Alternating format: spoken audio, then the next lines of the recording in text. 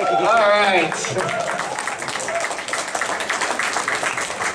Let's welcome to the stage now the creative director for Universal Studios, John Murdy.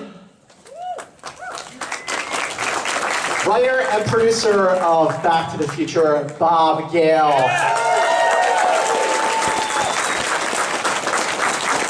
DeLorean restorer, Joe Walser. And the director of Outatime, Saving the DeLorean, Steve Concotelli. Ladies and gentlemen, everybody.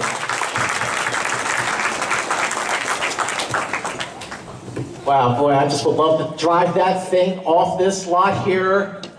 Look how beautiful. That is like the A car, ladies and gentlemen. This is the car, and it's right here in Los Angeles, just a couple miles from the space shuttle. That's pretty darn cool.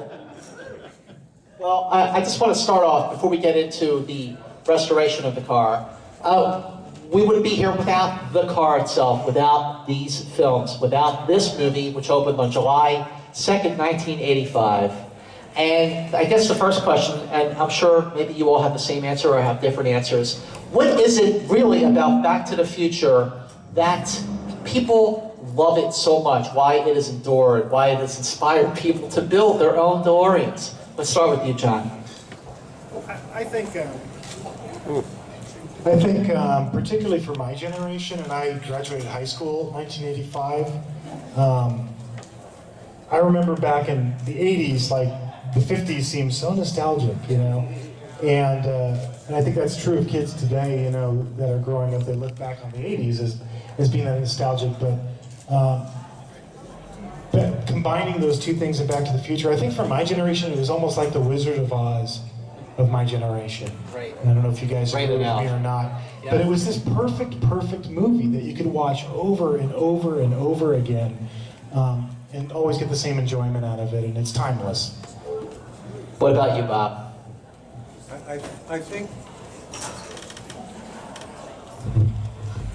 think that the power of Back to the Future, the fact that it's lasted all these years and that generations keep watching it, the movie captures a moment that every human being has, which is at some point when you're a kid, you're 7, 8, 9 years old, and you suddenly understand, my parents once were kids.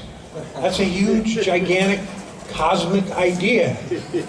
And if you think about it even more, and you think about the fact that in order for you to get here, your parents had to do the dirty. So it touches everybody in a way that is very accessible. And the fact that we also created this really cool car doesn't hurt.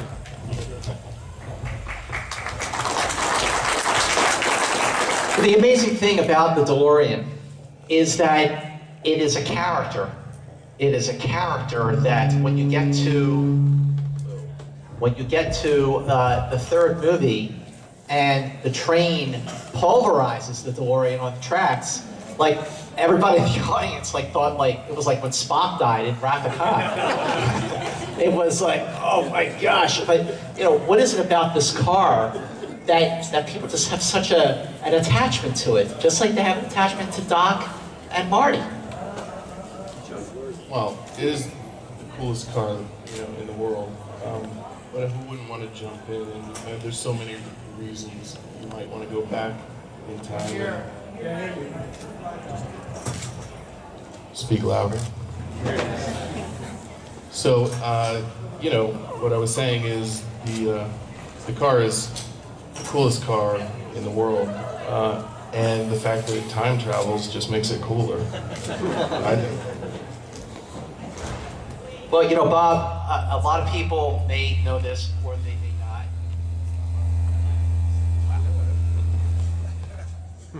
Wow, a lot of feedback here. A lot of people may know this, but there's a slight possibility of overload. That was more than 1.21 gigawatts. Well, actually, it didn't start off as a car. It started off as something else. the time machine. It was going to be something else, and then it changed. What happened? It was. Testing. Hello. Okay. The time machine was originally a time chamber that was built out of a refrigerator, and Doc had to haul it around on the back of his pickup truck.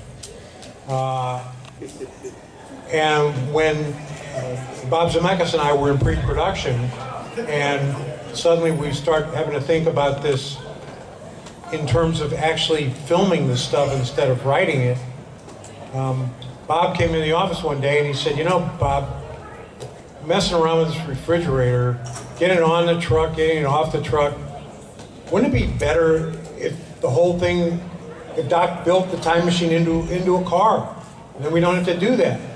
I said, yeah, you're right. And then he said, and what if the car was a fucking DeLorean? Why a DeLorean? Because this was the summer of 1984, John DeLorean was on trial. And so the DeLoreans were not being made anymore, but because the DeLorean now had this sort of really interesting sort of counterculture, edgy aspect to it, that made it even cooler. And of course, look at those gull-wing doors. I mean, come on. If we're gonna do a gag where somebody from the past looks at a car of the 80s and thinks that it's from outer space, there it is. So we have the greatness of Bob Zemeckis to thank for coming up with the idea of doing it in a DeLorean. Well, Steve and Joe, I want to ask you about how this car has inspired people to build their own DeLoreans. I mean, it's one thing if you have a model of the Millennium Falcon or a model of the Starship Enterprise, which both are very cool, and I do have both of those things. But people made their own DeLoreans that they drive around. I mean, like, what made it so special that they wanted to do that? I wouldn't have done it if it was a refrigerator. It's not that cool. Not as cool. It would have been cool, I'm sure. But yeah, I remember the first time when I saw Back to the Future. I actually wasn't into cars at all, and I didn't know anything about DeLoreans, and I didn't even know they were like a real car. I thought it was just made up for the movie. And then years later, you know, I don't know, I saw a video or an ad or something, and I was like, wait, what? It's a real car? I was like, now I know what I have to do.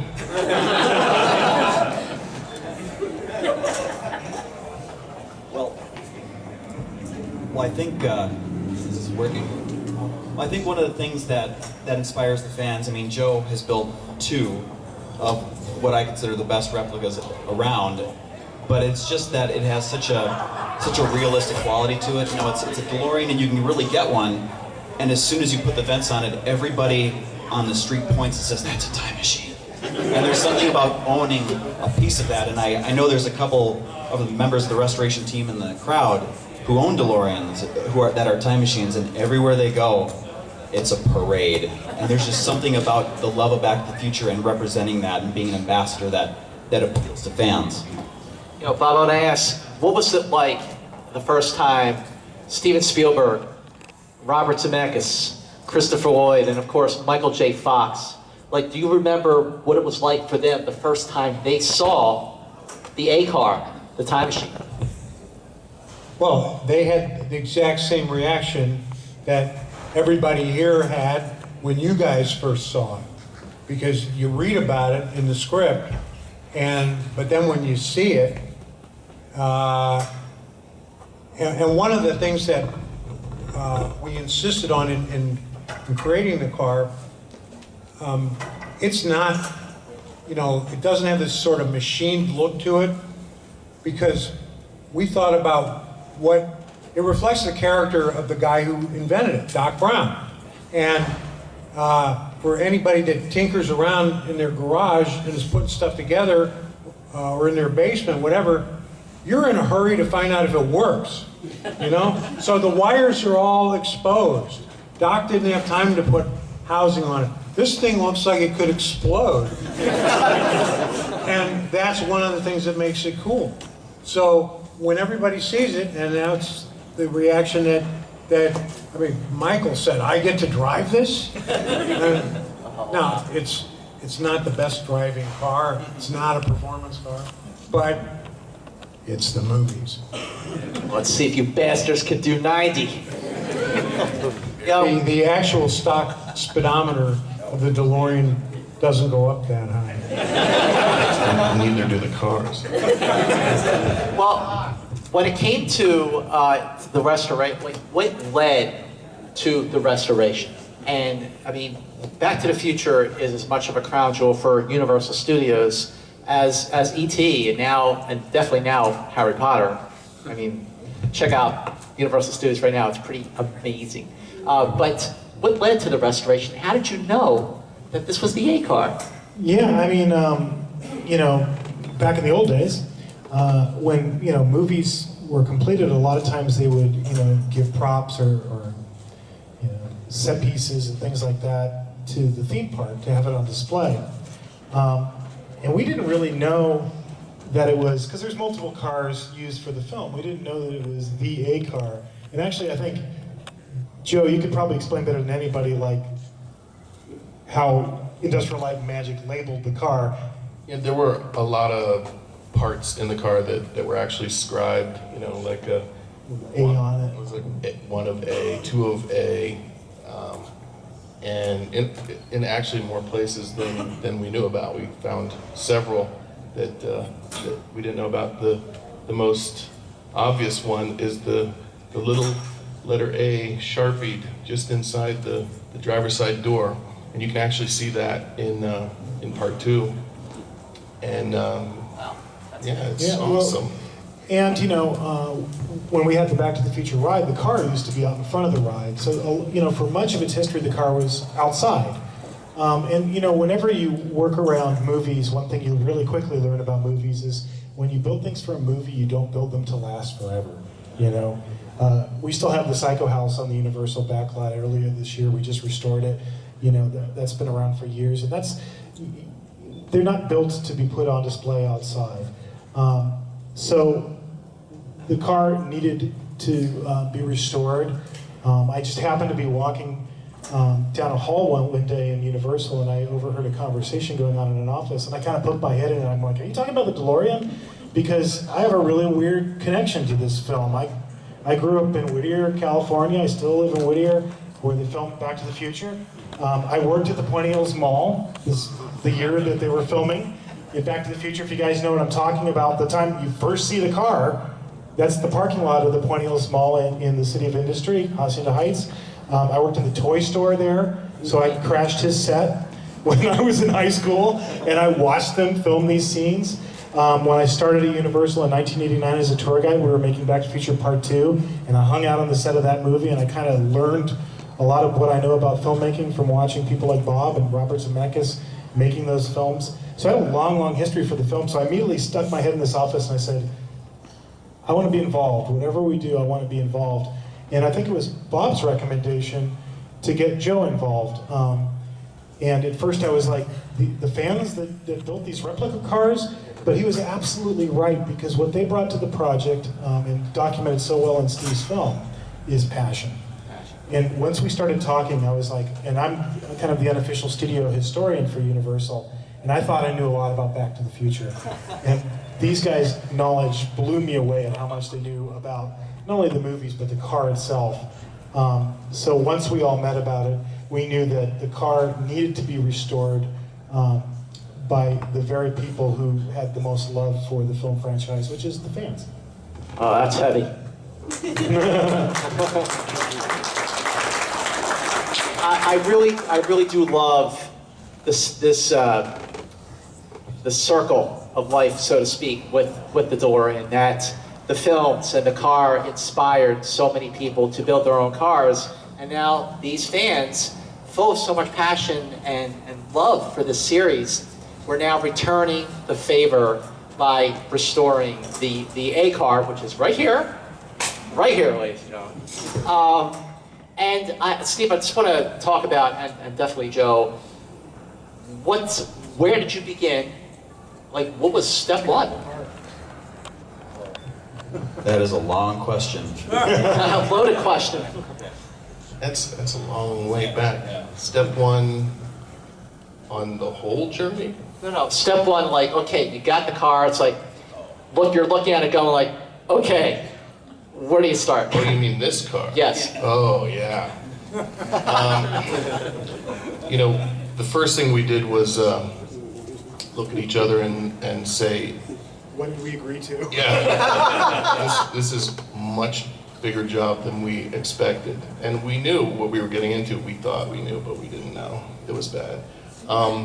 So the first thing we did was take every single piece off the car, whether it was the stock DeLorean parts or the time machine parts, and we photographed them, cataloged them, and we came up with a plan on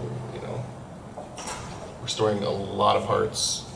Take probably longer than we had, but we had a lot of guys and equally passionate about the job, and we kung fu'd it. Yeah, Joe, he actually makes it sound almost easier than it was, because the restoration was a year-long frame-off, ground-up restoration. Joe got the car, and this was down to just the frame, and they even took the wheels off. It didn't even look like a DeLorean.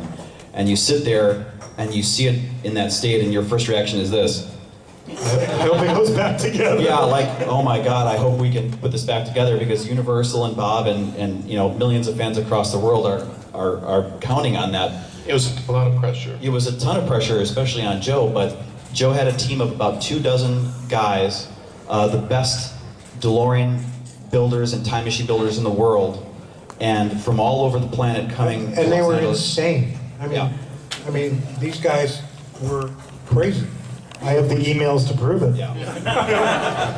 which was one of the reasons that I knew it had to be a fan-based project, because every wire, every bolt on that car is accurate.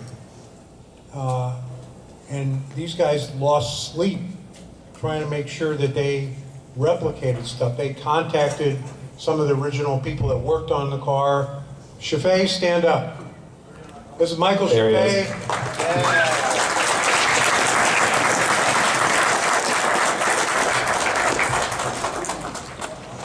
One of the reasons that the car looks as cool as it is because of all the work that Michael put into it.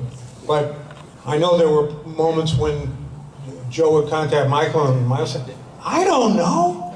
And say they were going to get it perfectly done. It was almost like religious fanaticism that they had to get it right, and they did. And also, what I would add to that, Bob, is the goal was to get it back to screen condition, which means how it looked when Industrial Light and Magic turned over the car to the production. But they didn't stop there. I mean, the car does things, and you guys can probably talk a little bit about this. The car does so many more things than it ever did in the movie. ILM did not do that. The ILM built the miniatures and stuff and did the effects, but the car was built here in LA. But the time circuits, the sounds that everything makes, when we shot that stuff, it didn't do all that. The time circuits, to light them up, we had to have a guy off camera.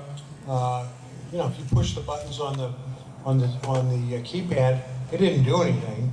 But this car does.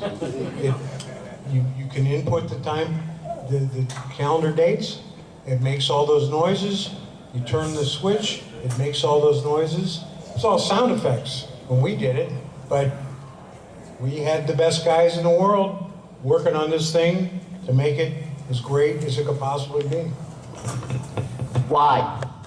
I mean, you could have just gone for the look, but you went for the sound too. You went for every button to have a function, to make a sound. what made you go I want to say the extra mile, but you went the extra gigawatt. Thank you. You went the extra gigawatt. It's a couple of reasons, but mostly I felt like I owed it to the fans, to everybody.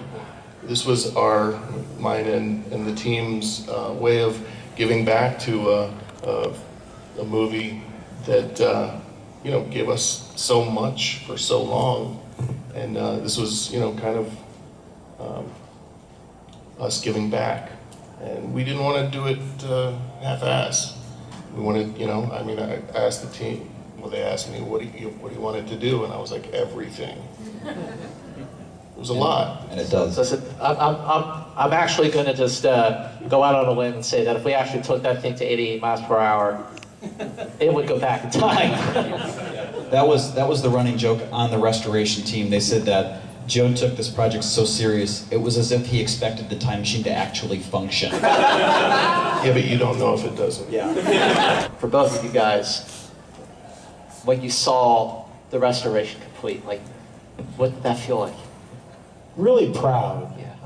Because, I think when you work in a movie studio, the temptation is to take for granted how important these films are to the fan community. I was looking it up today, just box office, in the entire history of Universal Pictures, which is an over 100-year film history, Back to the Future is still in the top 20, just domestic box office all time. That's after all the Fast and the Furious movies and all the, Jurassic Park movies, and that's not adjusted for inflation or anything.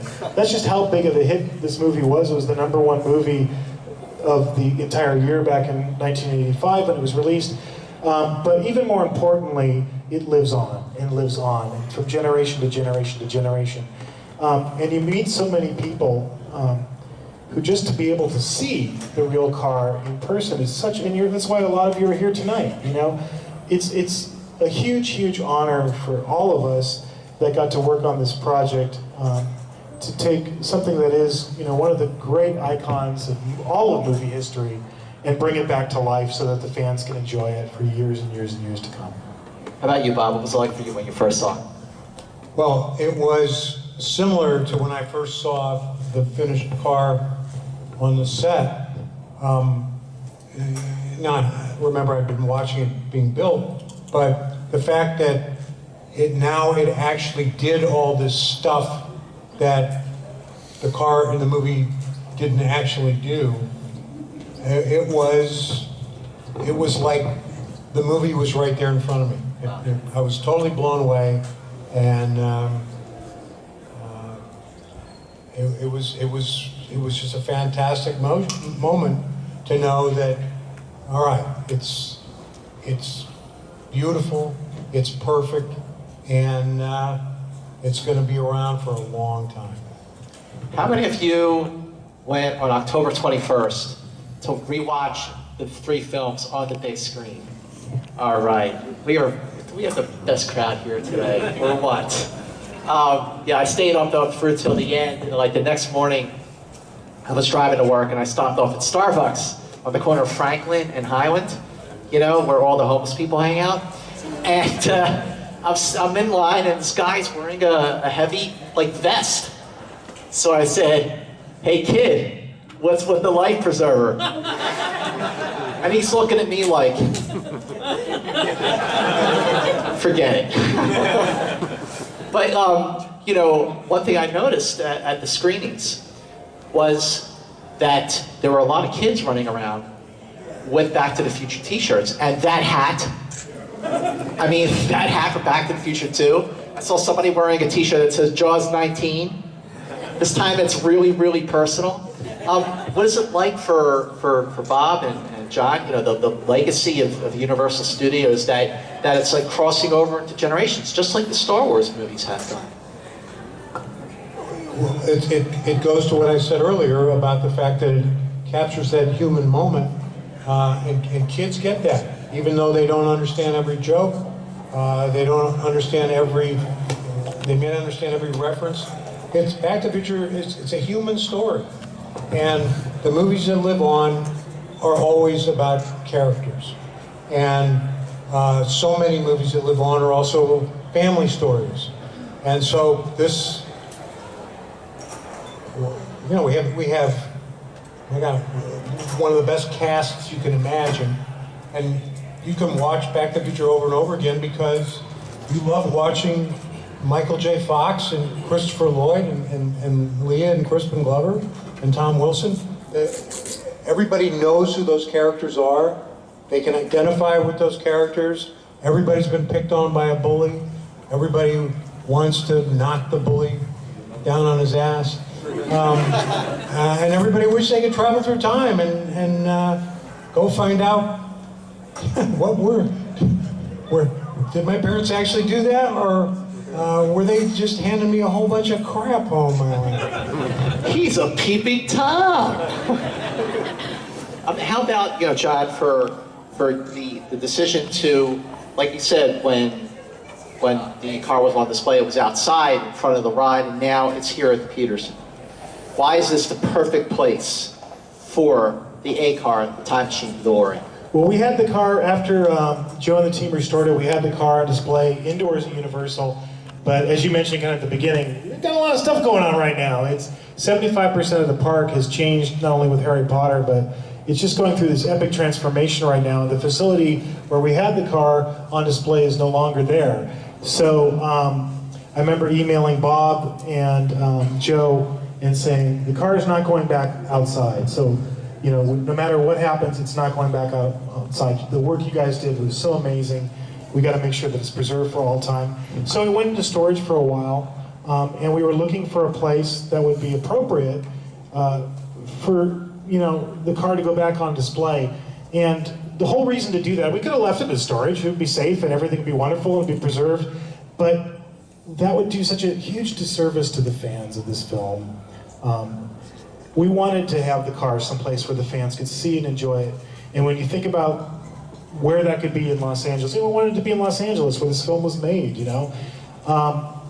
The Petersen was #1 on our list because, you know, if you guys have not had a chance yet, you know, I'm sure you've had a chance, but since the remodel, this is an amazing, amazing museum. It's world class, the collection's world class, and we thought this is the place where the car should be on display. So we were really happy that we could work with the Petersen to do this and give the fans a place where they can all come now and appreciate the work that Joe and his team did and see this incredibly iconic, you know, piece of Hollywood history.